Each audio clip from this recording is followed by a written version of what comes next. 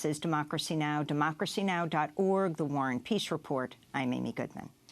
10 journalists died in Afghanistan on Monday, in the deadliest day for journalists since the Afghan war began in 2001.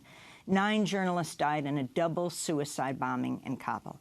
A 10th journalist was shot dead in the eastern city of Khost. The journalists in Kabul were directly targeted. They died while covering another bomb blast in the central district of the capital, which is home to NATO headquarters and a number of embassies. After journalists rushed to the scene of the first bomb blast, a suicide bomber dressed as a photographer blew himself up among the journalists. The suicide bomber, reportedly posing as a cameraman for the TV channel, a cameraman for the TV channel Zwandoon, described the scene of the twin bombings. I was about 10 meters away from the site of the first explosion, trying to enter the site when the second blast happened. It was very powerful, and when I was finally at the site, I found many of my fellow reporters lying on the ground, some of them dead already. ISIS claimed responsibility for the attack. The Committee to Protect Journalists condemned the attack. CPJ Stephen Butler said, quote, "This latest attack on journalists in Afghanistan is a reminder of the extreme dangers to media workers in that country and of the extremely brutal tactics used there by enemies of the free press." Among the victims was Agence France-Presse's celebrated photographer Shah Marai. He's been working with AFP in Afghanistan for 2 decades, beginning as a driver for the agency under Taliban rule and working his way up to become AFP's chief photographer in Kabul. He's the father of 6 children, including a newborn daughter.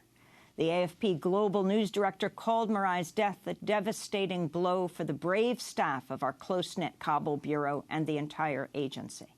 We're joined now by 2 guests. Ali Latifi is an Afghan-born journalist based in Kabul. He covered Monday's bombing for Think Progress.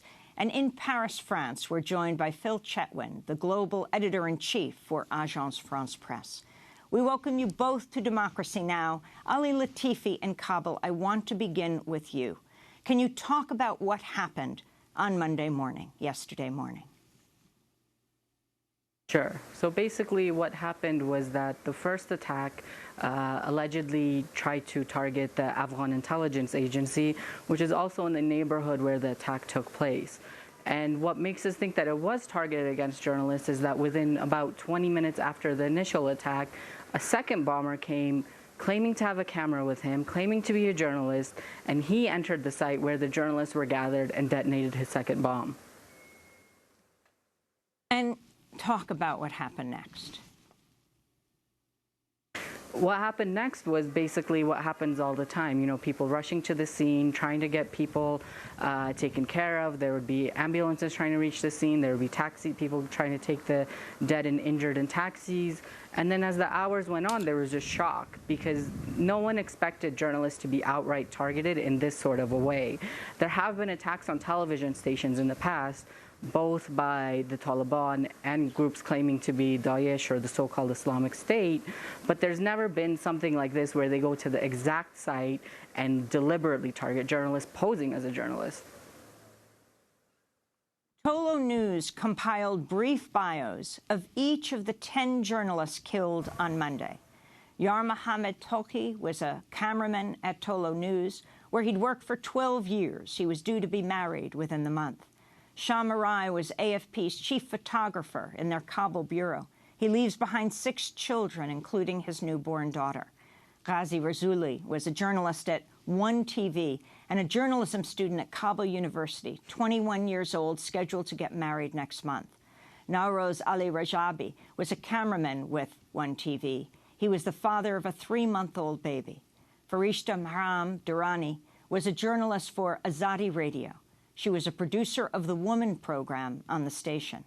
Zabawun Kakar was a journalist for Azadi Radio. He's survived by his wife and child. Abdullah Hananzai was another journalist with Azadi Radio. He was the producer of the documentary The Poison Convoy, which covered issues related to drug cultivation and production in Afghanistan. Salim Talash was a journalist with Mashal TV. He got engaged last month. Ali Salimi had joined Mashal TV just a week ago. And then, in another city, in the eastern city of Khost, Ahmad Shah was shot dead on Monday. he worked for BBC Pashto. 10 journalists in one day. Phil Chetwynd is editor-in-chief at Agence France-Presse. He's based in Paris, a national holiday today. We thank you for coming in. You have lost your star photographer in Kabul. Can you talk about him, talk about Shah Marai and what this means to you and who he was? Well, thank you for having me, Amy. Marai was an extraordinary man in that really he started working for us as a driver under the time of the Taliban when it was extremely dangerous to really do any journalistic work at all. And he sort of cut his teeth really with a hidden camera in his hand, trying to smuggle out little bits and pieces of life under the Taliban when really there was hardly any other journalists at all in Kabul. In fact, we had to pull everybody out at one point, and Marai was the only one who really held the fort for us until 9/11 happened, and we were able to re-establish our bureau properly with everybody in it. So he was very, very much the heart and soul of our Kabul bureau. He was a huge character, always a smiling character, always a very engaging character, always someone who would come in and sort of lighten the stress and bring a lighter moment to the bureau when he could see perhaps his younger and maybe less experienced colleagues struggling a little bit in the current environment. So we really lost the pillar of our bureau in Kabul, and someone for us, and anyone who's been to Kabul, I've been many times to Kabul, and he was someone who you would always just remember as being absolutely the heart and soul of our team there. Last year, Shah Marai wrote an essay about his and his family's life in Kabul. It was headlined, "When Hope is Gone." In it, he wrote, "Life seems to be even more difficult than under the Taliban because of the insecurity. I don't dare take my children for a walk. I have 5 and they spend their time cooped up inside the house. I've never felt life to have so little prospects, and I don't see a way out." Ali Latifi, if you could talk more about him, also your friend, Shah Marai, and that feeling as you work in Kabul as well. Point out about someone like Shah Marai is that, as the AFP said earlier, is that, you know, his is a common story. This is what has happened in Afghanistan. We have people who have started literally as drivers and translators and fixers and stringers who have worked their way up to the tops of their bureaus. And they're extremely dedicated, you know, determined to get the shot. And the one thing I always remember about the video and photojournalists at any scene like this in Kabul is, you know, you would see them hiding behind, like protecting themselves behind a wall with their cameras up in the air, desperate to get the shot, because that's their job, that's their duty, and they're very determined to get that. And so that's the one thing I will remember about all of these journalists, and I think that's the one thing we should all remember about all of them. In terms of what he said about life in Kabul, he's 100% correct. My own family, my own cousin doesn't like to take his children out on the street. My aunt, her husband recently passed away, and people said, "Why don't you go take a course? Why don't you go to a madrasa? Why don't you do this?" And she said, "How can I go out on that street?" You know, she's like, the people aren't the same, the security situation isn't the same. I have no faith in what's going to go on. And to be quite honest, from 2016 to now, it hasn't gotten much better. In fact, it's probably gotten worse. What does it mean to you? I mean, not just worse. We're talking about the worst attack on journalists in one day since 2001, since the beginning, since when the U.S. invaded Afghanistan. I mean, it means that there's no more bars anymore, right? There's no more sort of barriers, right? If you can target journalists, then you can target anyone. And this is the thing that I found really surprising about the reaction to this is people that I've known for years, people that were born and raised here, people that have been living here for years, the thing that shocked them more about this attack than anything was the fact that it was journalists. And I couldn't believe that people had that much of a connection to us as a, you know, as a group of people and as a profession. And I think, you know, I was asking people, why do you think that they would target journalists? And they said, basically, it says that there's nothing left. You know, no one is safe anymore. And that, I think, is really the scary part. Phil Chetwynd, in addition to the 9 journalists who were lost, including Shah Marai, your chief photographer in Kabul. You have another reporter who was just killed in Khost, who worked for BBC Pashto. What does this mean? I mean, you are the editor-in-chief at Agence France-Presse. Your organization signs people in this very difficult situation. Can you talk about the situation in Afghanistan? Well, I think the situation in Afghanistan has been something that has been troubling us for a very long time. Really, over the last 10 years, as the situation has become worse and worse, and the Taliban attacks have become wider, and now we've seen the competition between the Taliban and Islamic State, almost the Islamic State group, almost to out-horror each other. The way we work and how to try to work safely has been something that has been weighing on us extremely heavily. We move our bureau several times. We change our procedures. We put in extra guidelines. We don't go to certain places. We're constantly looking and evolving and trying to work out how on earth we can do our jobs in this kind of environment. But of course, this latest attack really changes the game. As Ali has just said, to actually be in a situation where the journalists are actually lured into a trap and killed in this way, 9 or 10 in a single group, is really very shocking, and I think poses lots of questions about how we can try to report at all or safely in the future. Bill Chetwynd, in 2014, your news agency, Agence France-Presse, lost journalist Sardar Ahmad, who was shot and killed along with his wife and 2 of his 3 children in a Taliban attack on an Afghan hotel. That was just 3 years ago. So you talk about how you do operate. So what will you do now? What will AFP do now without Shah Marai? Well, I think we have to firstly really understand fully the circumstances behind what happened and so on. Obviously, when you get an immediate attack like this, there are the first feelings as to what happened, the first reports and so on. But there is a need really to get to the bottom of exactly what happened before we can take any sort of radical decisions. But at the same time, it is our job to report around the world. We report on extremely dangerous things all around the world, and we find a way to do it. We've certainly done this in Syria for the last 5 years, which has been an extremely dangerous place to work. In the end, we ended up creating a little network of our own local journalist sources and so on around Syria on the ground, because after about 2013, it just became too dangerous for us to put our own people in after various kidnappings and murders and so on. So the Syrian situation is perhaps an example where when we were blocked one way from doing things, we are there to report the story. We are there. It's absolutely vital that the story of Afghanistan continues to be told. It's vital that the story of Syria continues to be told. And therefore, we have to find an asymmetric or a different way to tell the story if that is what is necessary. Ali Latifi, you are in Kabul. You're a freelance journalist there. You face extreme danger all the time, as other journalists, as other civilians do. You've reported a lot on the thousands of Afghan refugees being deported from Turkey and the European Union because Afghanistan is, quote, safe now. Can you talk about what's happening? So basically, yeah, this is exactly the problem. I was actually on a flight back from Dubai about a couple weeks ago, and when we were leaving the airplane, I heard the stewardess say, "Oh, no deportees on this flight." And I thought that was really interesting because it's who are you deporting from Dubai?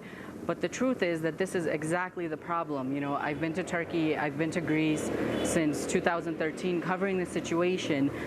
And what we see is that, you know, these European Union governments, the Turkish government, in accordance with agreements with the Kabul government, are saying things like, oh, well, there are safe areas in Afghanistan. And the most common safe area that they claim is Kabul. Well, within 1 week, there have been 2 suicide bombings, or 3 actually, targeting civilians specifically, whether they be journalists or, you know, civilians as in like women, children, and men from the area. And so this is a major issue that no one is addressing. The fact that, you know, there are hundreds and hundreds of a lot of young men being deported back from the European Union, from Turkey, and who basically are coming back to an area where at any moment, you know, as Shah Marai's journal said, and as other people have been saying, you really don't know when you step out of the house. You know, if you go one direction, there could be a bombing. If you go another direction, there could be a bombing. That area where the bombing took place on Monday, I go there. I go there to go to the Afghan Film Directorate. So, you know, had I gone one day later, I could have been there. Phil Chatwin, as you report from Paris, based in Paris, you're editor-in-chief of AFP, can you talk about the effect of President Trump's comments about the press, calling it the enemy of the people? Well, I think the interesting thing is it's not just President Trump. You're really having a wave of this kind of language coming from many countries around the world. The Philippines, Hungary, Slovenia, there's a sort of wave of attempts to decredibilize the work of working journalists around the world. And that's extremely concerning, because when you have an event such as we've just witnessed in Afghanistan, it should be an international scandal. We cannot allow for impunity against journalists and for such a grievous attack against people doing their job, people who are ultimately one of the pillars of a free society. So there's a general discourse around the world coming from certain countries and leaders, which is certainly eroding confidence and also trust in the work of very brave people on the front lines. And this latest incident in Kabul is just an example of the kind of risks people are taking all around the world, journalists working for many, many, many organizations to tell real stories, not to be involved in a game of fake news or involved in a game of misinformation, disinformation, and so on. There are people risking their lives every day to tell the stories that need to be told. And this attack really brings it home that it's beyond rhetoric. The reality is what we saw in Kabul. And so I think this whole thing that we've seen around the world in terms of this use of language, very negative language towards journalists, is an extremely negative thing and is having a very poor impact on our business. And Ali Latifi, let me put that question to you on the ground in Kabul. You both live in Afghanistan, were born there. You've also lived in the United States. What it means to you that President Trump has called you, journalists, I mean, not you specifically, but journalists, the enemy of the people? I think it's dangerous. You know, I've also lived in Turkey, where there's a major issue with the free press. And I think it sort of creates this image of, I think that might have been why I was so surprised at how people reacted to the deaths of journalists here, because I've become so used to people saying, oh, fake news or the failing New York Times or whatever. And you see that, you know, it really has a value. You know, when you live in an informed population, news has a real value. But the one thing I wanted to address was the issue of impunity, right? So if we're talking about impunity for the Taliban and the so-called Daesh or so-called Islamic State forces, it's very hard to hold them accountable, obviously. But the other issue in terms of impunity is sort of the case in Khost and a week before in the southern province of Kandahar, where journalists are being killed by armed men. And no one is finding out what happened to them, who killed them. And there's no real justice for that. And we also have issues, you know, in terms of, again, saying how the press is treated. We also have a lot of issues with the police and with the military and with MPs and with warlords and with government-allied militias that have, you know, and with the intelligence agency that have taken journalists, put bags on their heads, taken them in the back of a car and thrown them in a basement asking them what they were doing. And this is another major issue. The Kabul government, you know, there's no way they can hold, like, let's be realistic, they can't hold these Daesh forces or the Taliban accountable, but they can hold their own security agencies and their own politicians accountable for how they treat journalists and for really, you know, sort of embracing that and learning that, you know, violence and intimidation, you know, it's not going to work and it's not going to help. And we're not the enemy. We're not there to take anyone down or to destroy anyone. And of course, this recent attack, that creates a problem for us because again, you know, when people see a camera, and in a way, rightfully, they'll be suspicious. What's in that camera, right? Because for me, like, I'm a print journalist. A lot of times when I go to these kinds of things, the first thing they say to me is, where's your camera? That gives you credibility. That's an instant sort of marker that makes you recognized as a journalist. And now even that could be taken away from us. So I think it's very important that the issue of impunity is addressed all around. And finally, Phil Chetwynd, editor-in-chief at Agence France-Presse, I wanted to switch gears for a moment, because in the next days, President Trump will be deciding about whether to pull out of the Iran nuclear deal. The president of France, where you are, President Emmanuel Macron, just made a state visit to the United States to convince Trump not to pull out. But when he left, he said it looks like Trump will be pulling out. Netanyahu, the Israeli prime minister, just gave a major address with echoes of what General Powell did as Secretary of State in 2003 at the UN, saying the evidence is in, there's weapons of mass destruction, a speech that Powell would call a blot on his career later. And that's exactly what Netanyahu, in this speech that he gave in English to the world with big signs that said things like he lied, saying there's evidence is now in that Iran has lied. Your thoughts on what this means for President Trump, if in fact what Macron says is true? Well, I think it has been something that has been signalled for a while from the White House, that there could be this change of thinking on the Iran nuclear deal. The president's made it very clear from the beginning that he was not a fan, and there seemed to be a general belief that there were several key advisors around Trump, notably former National Security Advisor McMaster, who were holding the deal in check. I think we'd very much be into uncharted territory if we're to pull out of this, because it's clear also that the Europeans are still very, very much behind it, as was President Macron's visit to the United States showed. But I think this is something that we've been expecting. And I think what President Macron said as he left probably indicated the fact that this is not going to be a surprise. I want to thank you both for being with us. Phil Chetwynd, editor-in-chief at Agence France-Presse, speaking to us from Paris, France. And Ali Latifi, freelance journalist based in Kabul, Afghanistan. Ali, stay safe. This is Democracy Now! When we come back, we'll speak to Bryan Stevenson, the founder of Equal Justice Initiative, the group behind the National Memorial for Peace and Justice, a new monument to victims of white supremacy, slavery, and lynchings, has just opened in Montgomery, Alabama. We want to build this museum from enslavement to mass incarceration. We want people to understand there is this line from slavery to the racial bias and discrimination that we see today that needs to be understood. We want people to come through our museum and walk out with an opportunity to do something. We hope they'll be prepared to say something that sounds like, never again should we tolerate racial bias and injustice in our country. Bryan Stevenson live with us in Montgomery, Alabama in a minute.